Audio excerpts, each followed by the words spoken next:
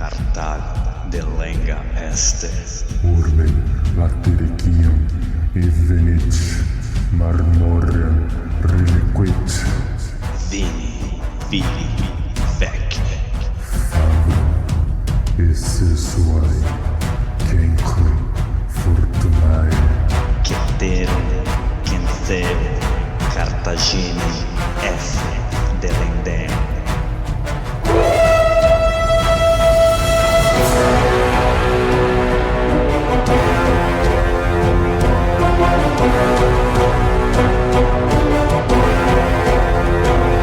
Alô amigos, alô galera, estamos de volta para o 117º episódio do podcast Roma Nua e Crua. Quem vos fala é Bruno Prandi, seu apresentador e editor deste humilde podcast. E para o nosso mural de recados... Mural de recados, Roma nua e crua.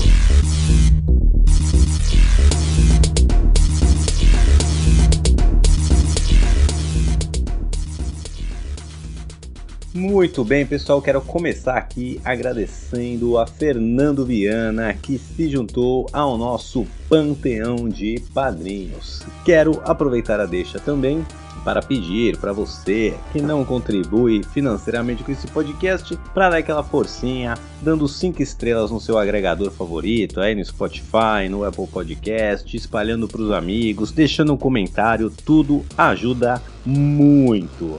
Vou aproveitar essa deixa também para mandar um salve para nossa tetrarquia.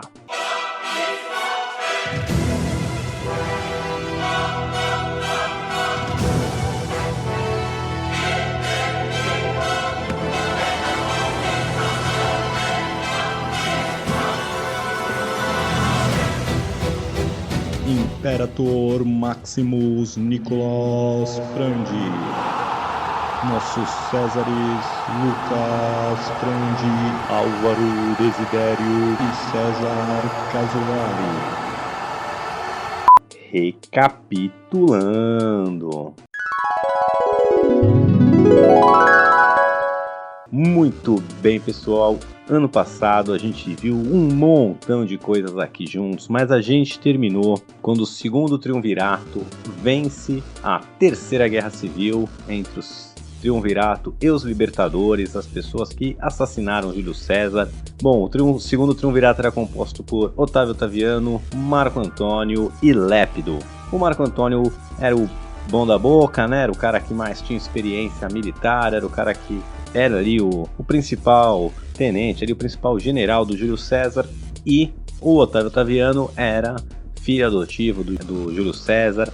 Ele era sobrinho neto por sangue, e Lépido era outro dos seus principais ali, lugares tenentes, dos seus principais generais. Bom, essa galera aí se junta, dá fim nos Libertadores, divide o poder romano entre si, e a gente acompanhou no final do ano passado, né, nos últimos episódios, o que acontece com Otávio Otaviano após esse período, após o segundo triunvirato vencer a Batalha de Filipos e se separar. Então, nossos últimos 4, 5 episódios do ano passado, a gente focou ali no período mais ou menos de 42 a.C. até mais ou menos 33 a.C. Rolou muita treta, né? A volta de Otávio Otaviano ali para Roma após vencer a batalha, encontra uma situação de vício. Roma estava endividada, sem dinheiro, afinal vinha de anos recorrentes ali de guerra civil, atrás de guerra civil, e guerra civil não traz dinheiro, só queima o caixa.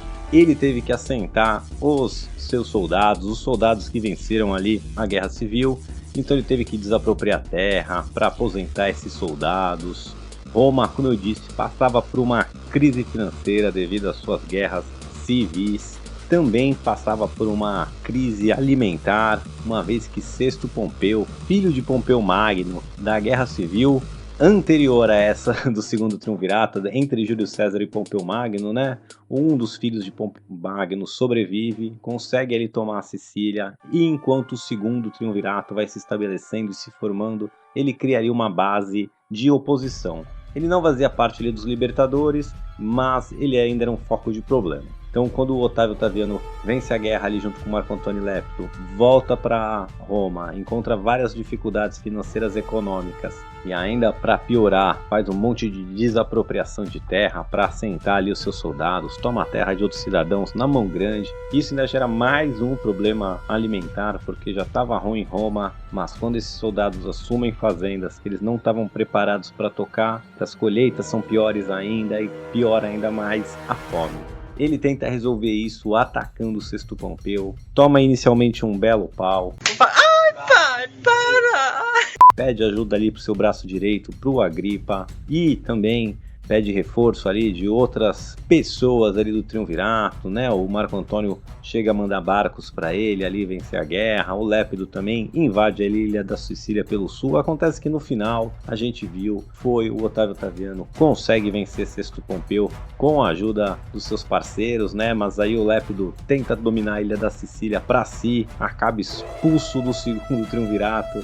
E a gente terminou o ano assim, né? Com o Otávio Otaviano no seu mais alto esplendor, ainda como Otávio Otaviano, e por enquanto ele ainda vai subir, dar mais alguns degraus aí, vai subir um pouco mais na vida, mas a gente deixou ele num ponto alto. Ele chegou, teve que encarar vários desafios, consegue vencer Sesto Pompeu, consegue restabelecer o embarque de grãos para Roma, consegue estabilizar a questão alimentar, e agora ele está surfando a onda da popularidade. E o que a gente vai começar neste ano vendo é o seu parceiro Marco Antônio, né? Então, após 42 a.C., pós a Batalha de Filipos, veremos então nestes primeiros episódios do ano de 2023 o que o Marco Antônio aprontou quando o triunvirato cada um vai cuidar do seu espaço. Então, lembrando que a Batalha de Filipos foi ali na Grécia e dali do mundo grego, né? Eu digo ali depois do Mar Adriático até as províncias da Ásia, eram todos domínios do Marco Antônio. Tinha uma série de reinos ali que envolviam tanto parte do Oriente Médio,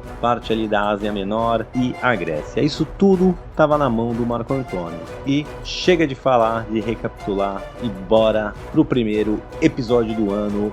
Vem com a gente. Roma, Roma, Roma, Roma, nua e crua.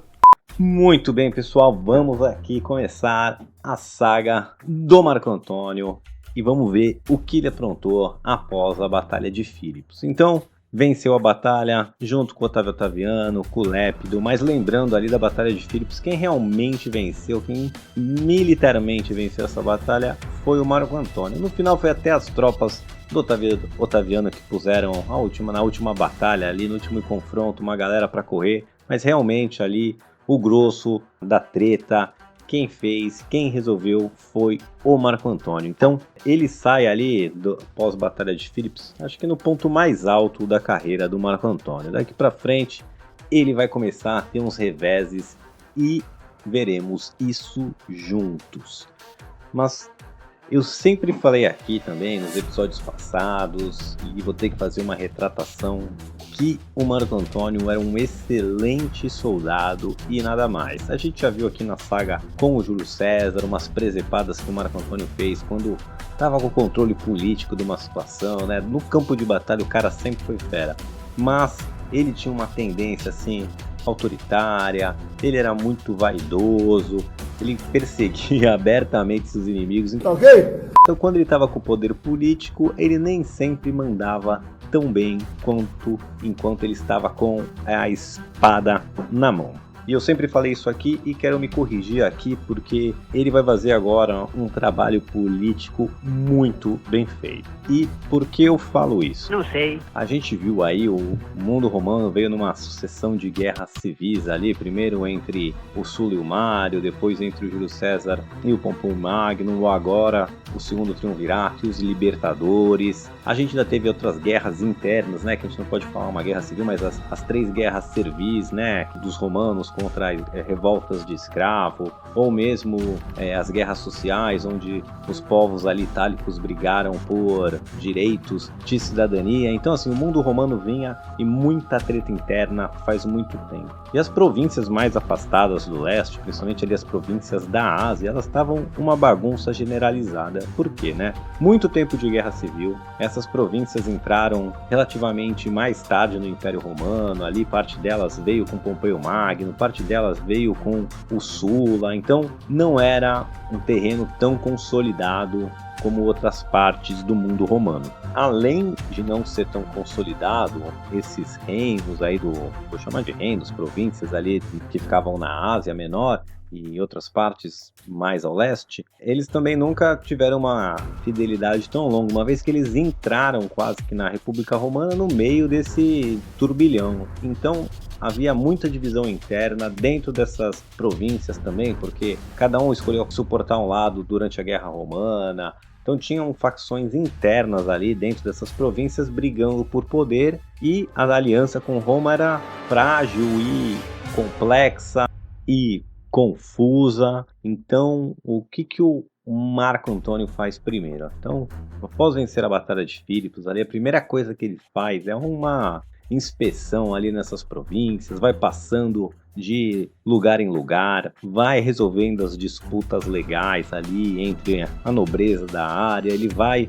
consolidando o poder de Roma, e ele vai fazer um trabalho político ali tão bom e tão preciso, que mesmo depois dele perder a próxima guerra civil contra o nosso Otávio Otaviano, quando Otávio Otaviano assume o poder total em Roma, né, quando ele vira o imperador, né, que vai ser essa fase que a gente está aqui, bem na troca da república para o império, e quando o Otávio Otaviano vai inspecionar ali as repúblicas do leste, ele até vai decidir não mexer em nada, e vai deixar tudo exatamente quanto o Marco Antônio vai estar arrumando agora. Então, palmas aqui para o nosso Marco Antônio. Eu sempre falei que ele era só soldado e nada mais útil, mas aqui deu para ver uma sagacidade dele, arrumou de verdade essas províncias, estabilizou, e após Marco Antônio perder a guerra, o vencedor não mexerá em nada, tamanha a boa organização que Tonhão deixou ali. Então, dito isso, vamos lá, só dar uma recapitulada.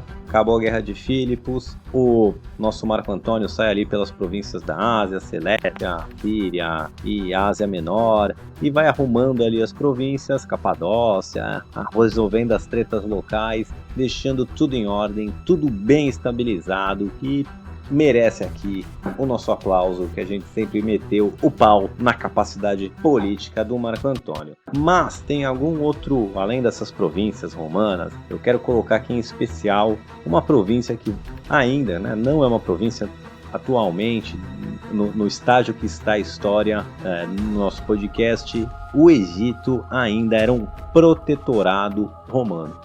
A Cleópatra era a monarca ali do local, os romanos eram os garantidores do trono dela, os romanos / Júlio César era o garantidor do trono dela, e agora, com a morte do Júlio César, teve a Segunda Guerra, a situação da Cleópatra é um pouco instável, uma vez que ela tinha irmãs e outras pessoas que podiam ali reclamar o trono para si. Então, ela já vai tentar ali um contato com o Marco Antônio, vai ter colocado espiões ali, não bem espiões, mas informantes, saber como é que o Marco Antônio se comporta, o que ele está fazendo ali nas províncias do leste, os seus pontos fortes e fracos. Então ela já manda uma galera ali fazer um perfil dele, estudar ele e passar essas informações para Cleópatra. O reino do Egito era riquíssimo ali, as terras do Nilo eram das mais férteis ali do mundo antigo, então era importante para o Marco Antônio manter ali o domínio sobre o Egito. Porque quais eram os planos do Marco Antônio? Não sei. O plano de vida dele não era organizar as províncias do leste e descansar.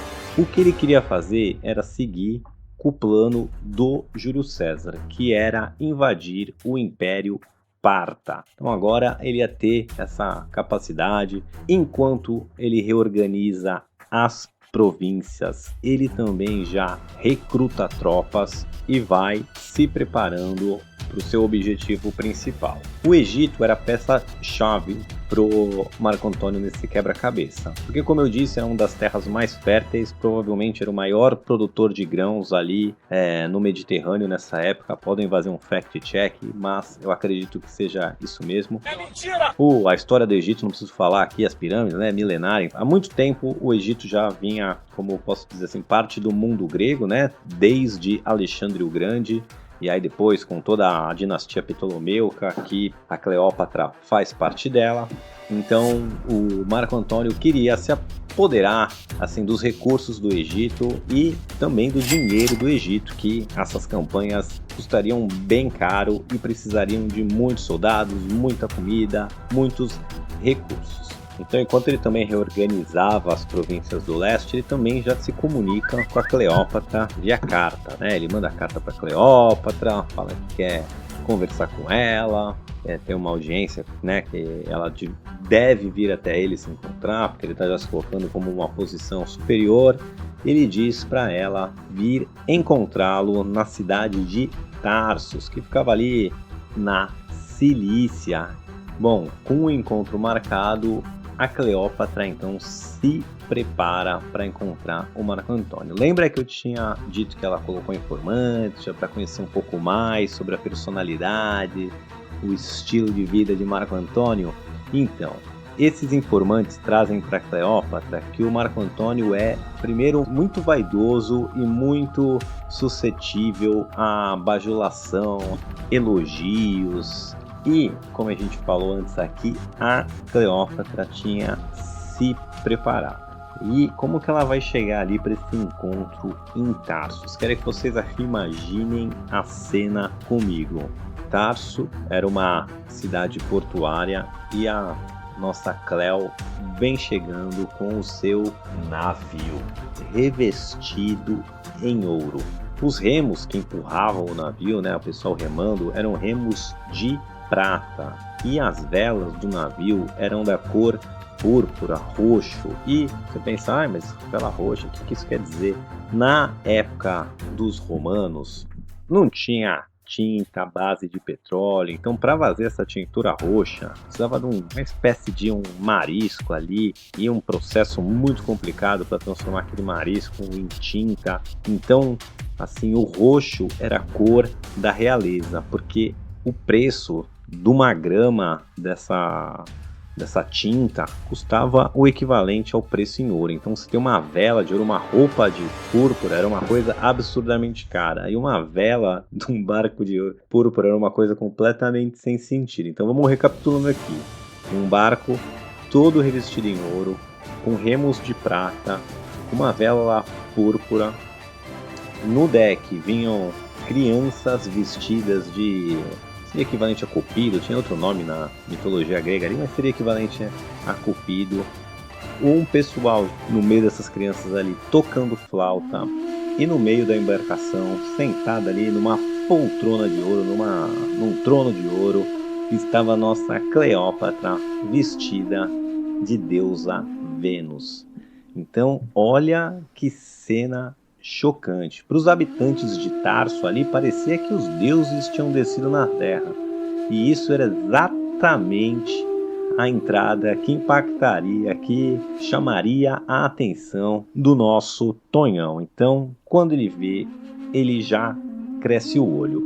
E é assim, então, que os caminhos de Marco Antônio e de Cleópatra vão se cruzar. E dessa reunião, desse primeiro encontro, vão acontecer muitas coisas, mas isso a gente vai ver no episódio que vem, porque por hoje é só. Fique com a gente e até!